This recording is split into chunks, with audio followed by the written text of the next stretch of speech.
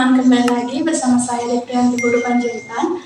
Dalam video kali ini, kita akan membahas mengenai 3 macam kerusakan pada komputer dan juga cara penanganan atau pencegahannya. Yuk simak video berikut ini. Di era sekarang ini sudah semakin banyak alat-alat digital yang mampu meringankan pekerjaan manusia. Salah satu contoh alat teknologi yang membantu pekerjaan manusia ialah seperti komputer. Alat yang kita pakai untuk mempermudah pekerjaan kita pasti sudah tidak lepas dari yang namanya kerusakan-kerusakan. Istilahnya, setiap komputer yang memiliki kerusakan-kerusakan tersendiri, dan setiap komputer yang rusaknya sama, belum tentu penanganannya sama. Maka dari itu, diperlukannya dia yang namanya troubleshooting. Apa sih troubleshooting itu? Ya, troubleshoot adalah segala hal tentang pemecahan masalah. Ini seperti proses yang terkait dengan menemukan penyebab dan kemudian mengisolasinya serta mencari cara untuk menyelesaikannya. Dalam ruangan IT, ini diterapkan untuk hampir semua prosesnya, baik di sisi perangkat lunak dan perangkat keras. Contoh sederhana pemecahan masalah yang digunakan adalah di komputer, baik milik pribadi ataupun perusahaan. Secara sederhana, troubleshooting yaitu pendekatan sistematis untuk pemecahan masalah yang sering digunakan untuk menemukan dan memperbaiki masalah dengan mesin, elektronik, komputer, dan sistem perangkat lunak yang kompleks. Troubleshooting berarti pemecahan masalah, atau dalam bahasa Indonesia, troubleshooting adalah proses mengidentifikasi atau merencanakan dan menyelesaikan masalah, kesalahan dalam perangkat lunak atau sistem komputer. Ini memungkinkan perbaikan dan pemulihan komputer atau software ketika menjadi salah, tidak responsif, atau bertindak dengan cara yang tidak normal. Tujuan utama dari troubleshooting atau pemecahan masalah ini adalah untuk mencoba mengisolasi masalah dengan menghilangkan kemungkinan masalah satu persatu. Terkait fungsi utama troubleshooting sendiri, mereka berfungsi sebagai pendekatan sistematis yang memecahkan suatu permasalahan untuk menentukan mengapa sesuatu tidak berjalan seperti yang diharapkan dan bagaimana menyelesaikan masalah tersebut. Seringkali langkah pertama dalam proses pemecahan masalah-masalah secara lengkap dan uraian masalah membantu Anda dan troubleshooter atau pemecah masalah mengetahui dari mana harus memulai menemukan penyebab masalah. Jadi, seperti dalam awal video saya akan menjelaskan mengenai 3 macam kerusakan pada komputer, yakni yang pertama ada major failure, dan yang kedua ada minor failure, dan yang ketiga ada objective failure. Kita mulai dari yang pertama, yakni major failure. Major failure ini ialah kerusakan saat memulai atau bisa disebut gagal start atau gagal memulai. Komputer tidak mau booting adalah salah satu dari berbagai masalah yang umum ditemukan. Saat masalah itu muncul, pengguna tidak bisa masuk ke sistem operasi sehingga pekerjaan menjadi terhambat. Meski menjadi salah satu hambatan yang lazim ditemui, komputer yang tidak mau booting tak ubahnya masalah besar bagi pengguna. Terlebih bila mereka masih awam dan tak mengetahui langkah yang harus dilakukan untuk mengatasi permasalahan tersebut. Komputer tak mau booting secara umum dipicu oleh masalah fisik maupun sistem. Contoh masalah fisik yang menyebabkan proses booting terhambat antara lain terjadi kesalahan pada monitor, hard drive rusak, hingga ada masalah daya catu maupun baterai. Langkah awal yang bisa kita lakukan yakni yang pertama ialah memeriksa apakah komputer terhubung ke tenaga listrik melalui kabel power. Dan yang kedua ialah memeriksa power supply. Power supply itu ialah perangkat proses yang berfungsi untuk mengubah arus AC menjadi arus DC dan mensuplai tegangan ke perangkat keras komputer seperti motherboard, hard disk, floppy disk, dan CD-ROM. Arus AC atau alternating current disebut juga dengan arus listrik bolak-balik, sedangkan arus DC atau direct current dapat disebut juga dengan arus listrik searah. Jadi, setiap power supply ini memiliki kabel, yakni kabel daya motherboard, kabel daya CPU, konektor peripheral 4 pin, konektor floppy disk, dan itu pun memiliki fungsi-fungsinya tersendiri. Kemudian yang selanjutnya, kerusakan yang kedua ada minor failure.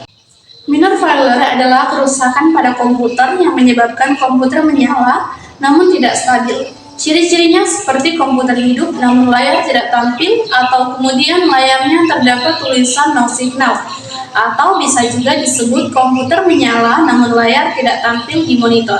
Langkah pertama yang bisa kamu lakukan ialah 1. Periksa kabel VGA. Jadi pastikan kabel VGA yang terhubung melalui kedua perangkat tersebut benar-benar tertancap dengan baik atau tidak longgar. Dan pastikan juga kabel VGA masih hidup atau tidak. Jika ragu, coba pakai kabel VGA yang lain untuk mengeceknya.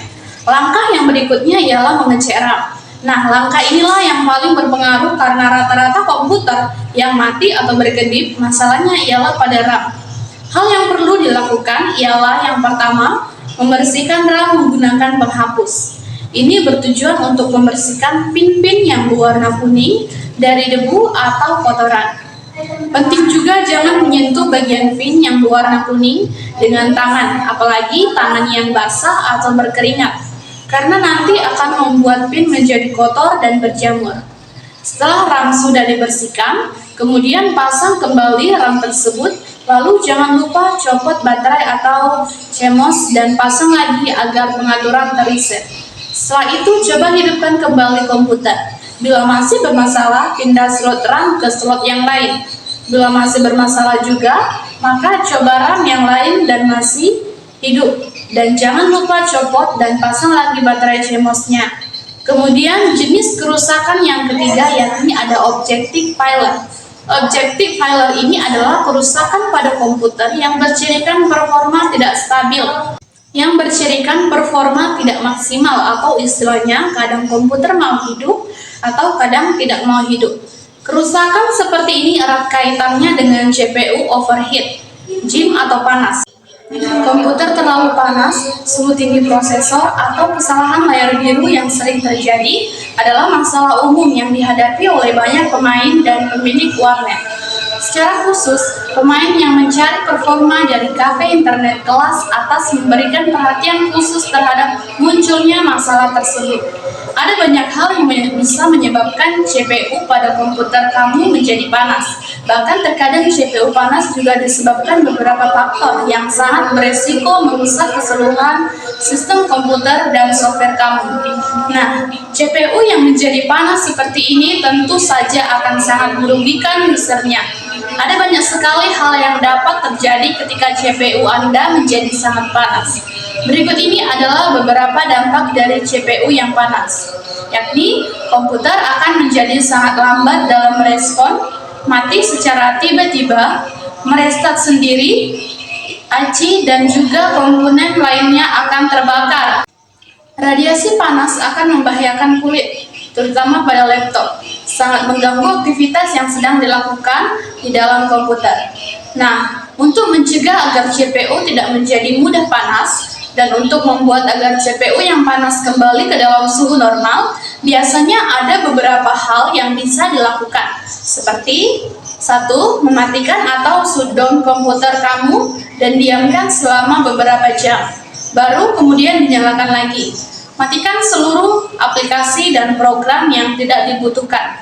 Sesuaikan aplikasi yang kamu jalankan dengan spek komputer kamu. Rutin servis komputer kamu dengan cara membersihkan fan dan mengecek pasta thermal di CPU kamu. Pada komputer yang menggunakan spek tinggi, usahakan agar arus listrik stabil dan gunakan di ruangan yang bersuhu normal, sehingga tidak menambah gejala panas CPU. Yang terpenting adalah kamu harus menjaga kondisi CPU dan juga keseluruhan perangkat komputer atau PC kamu, sehingga berbagai hal yang buruk tidak akan menimpa PC kamu. Berikutnya cara pencegahan atas 3 kerusakan komputer yang telah saya jelaskan. Yang pertama ialah pencegahan agar tidak terjadi major failure atau kerusakan saat gagal memulai atau gagal booting. Yang pertama, permasalahan komputer yang gagal start atau gagal booting ini bisa disebabkan karena 2 faktor. Faktor pertama, Memang karena hardware komputer itu sendiri yang daya tahannya sudah melemah karena pemakaian dalam waktu yang cukup lama. Dan faktor kedua bisa terjadi karena user itu sendiri. Jadi kita harus menggunakan komputer secara baik dan benar, merawat dan melakukan pengecekan terhadap komputer kita. Setidaknya lakukan restart pada komputer atau laptop. Setelah selesai menggunakan komputer atau laptop, lepas semua sumber daya yang terhubung. Langkah pencegahan yang kedua pada kerusakan komputer yakni minor failure, periksa power supply setiap seminggu sekali. Yang kedua, periksa juga kabel VGA setiap seminggu sekali juga. Jangan membawa makanan dan minuman ke dalam ruangan komputer.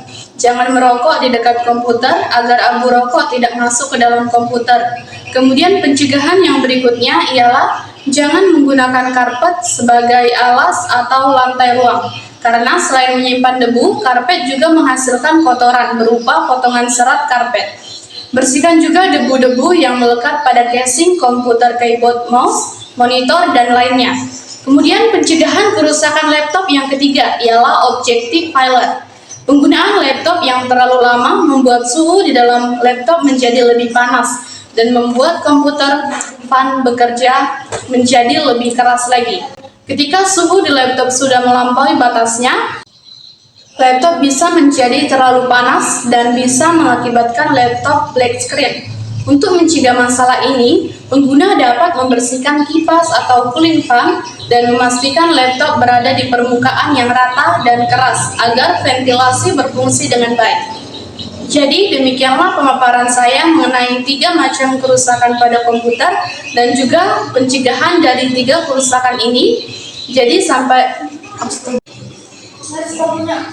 Jadi demikianlah pemaparan saya mengenai 3 macam kerusakan pada komputer dan juga pencegahan dari 3 kerusakan ini.